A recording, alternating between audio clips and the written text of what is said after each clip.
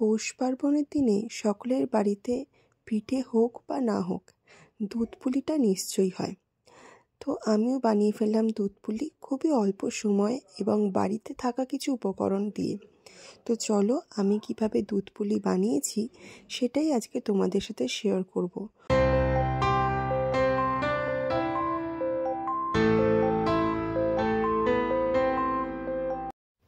দুধ পুলির পুরটা আমি বানাবো সন্দেশ দিয়ে।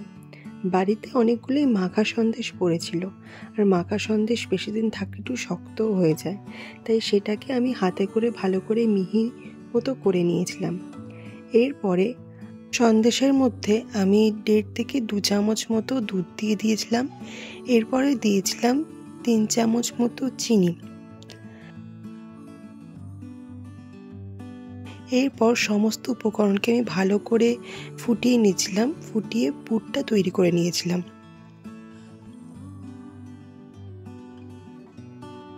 এরপরে আমি পুরটার মধ্যে 1/2 চামচ ছোটো এলাচ গুঁড়ো দিয়ে দিয়েছিলাম।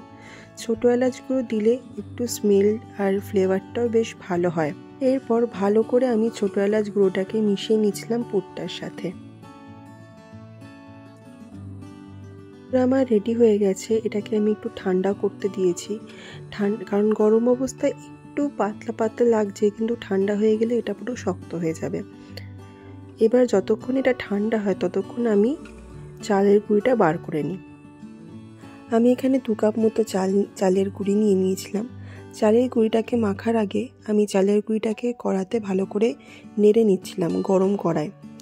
এই গরম কড়াতে নেড়ে নেওয়ার কারণ হচ্ছে চালের গুঁড়িটা যখন সেদ্ধ হয়ে যায় সেটা অনেকেই বলে আর কি সঙ্গরি, যাতে সঙ্গরি না হয় সেই জন্য চালের গুঁড়িটাকে আগে কড়াতে ভালো করে নেড়ে নিতে হবে, যার ফলে এটা কিন্তু সেদ্ধ হলেও চালের গুঁড়িটা আর সঙ্গরি হবে না। তো সেই জন্য চালের গুঁড়িটাকে ভালো করে নেড়ে নিয়েছিলাম। এরপরে গরম জল দিয়ে চালের গুঁড়িটাকে ভালো করে মাখতে হবে। আটা আমরা যেভাবে মাখি ঠিক সেভাবেই চালের গুঁড়িটাকে মাখতে হবে।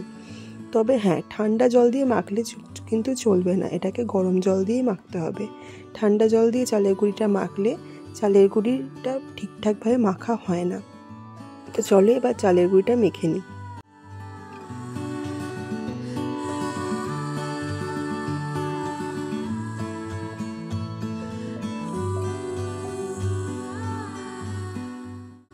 চালের গুঁড়িটা আমার মাখা হয়ে গেছে,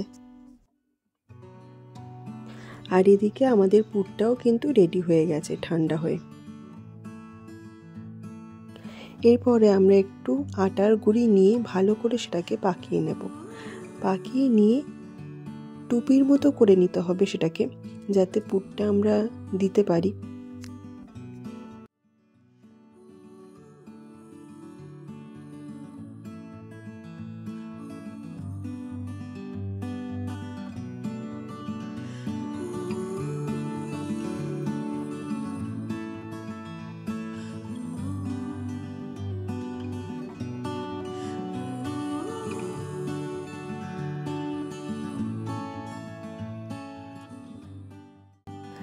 এরপরে আমরা পুরটাকে নিয়ে চালের গুঁড়ির মধ্যে দিয়ে দেব।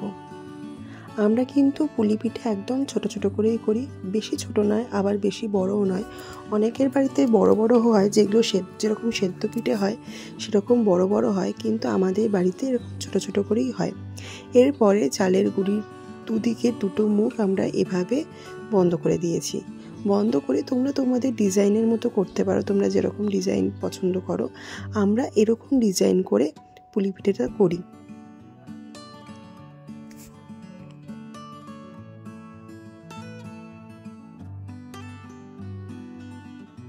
এই দেখো, এই সাইজটা তোমরা হয়তো বুঝতে পারছো যে কতটা ছোট।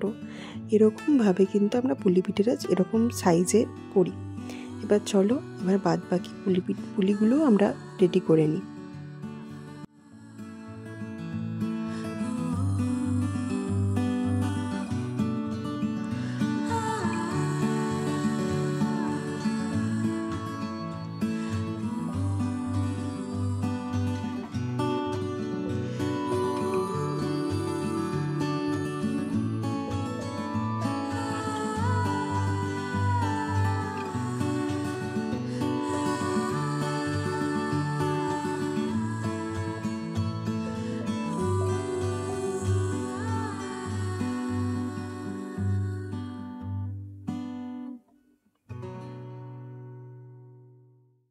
এখানে আমাদের সমস্ত পুলিগুলো রেডি হয়ে গেছে। এরপরে এবার আমরা এই পুলিগুলোকে দুধের মধ্যে ফোটাবো।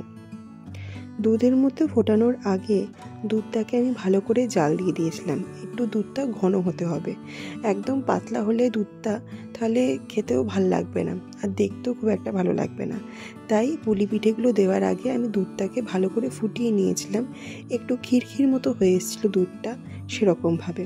এরপর আস্তে আস্তে পুলিগুলো দিয়ে একদম আলতো হাতে ওইগুলোকে নাড়তে হবে, কারণ চালের গুঁড়ি দেওয়া তো, সেই জন্য ভেঙে যেতে পারে। নরম হয়ে গেলে মানে একটু যদি জোরে করা হয়, জোরে হাতা ঘোরানো হয়, তো সেক্ষেত্রে কিন্তু ভেঙে যেতে পারে।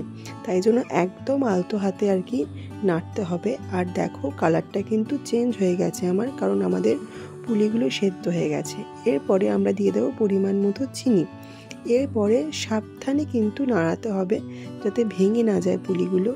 আর এর মধ্যে আমার একটা জিনিস স্কিপ হয়ে গেছিলো, সেটা হচ্ছে আমি দুধের মধ্যেও কিন্তু একটু ছোটো এলাচ গুঁড়ো দিয়েছিলাম। পুলি পিঠেগুলো সেদ্ধ হয়ে যাওয়ার পরেও আরও 2 মিনিট ভালো করে ফোটাতে হবে।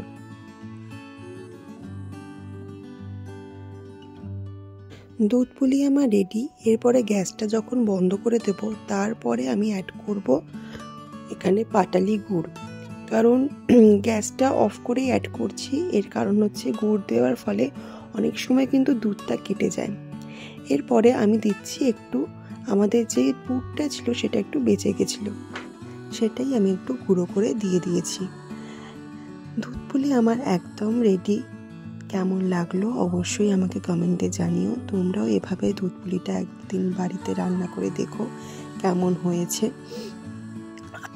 যারা আমার চ্যানেলে নতুন, যারা এই ভিডিওটি প্রথমবার দেখছো, অবশ্যই আমার চ্যানেলটাকে সাবস্ক্রাইব করে দিও, যাতে আরও নতুন নতুন ভিডিও তোমাদের সাথে শেয়ার করতে পারি। আর এই ভিডিওটি ভালো লেগে থাকলে অবশ্যই লাইক করো, কমেন্ট করো এবং শেয়ার করো। আর চ্যানেলটাকে অবশ্যই সাবস্ক্রাইব করো। তো আজকের ভিডিওটা এখানে শেষ করছি। Tata, good night.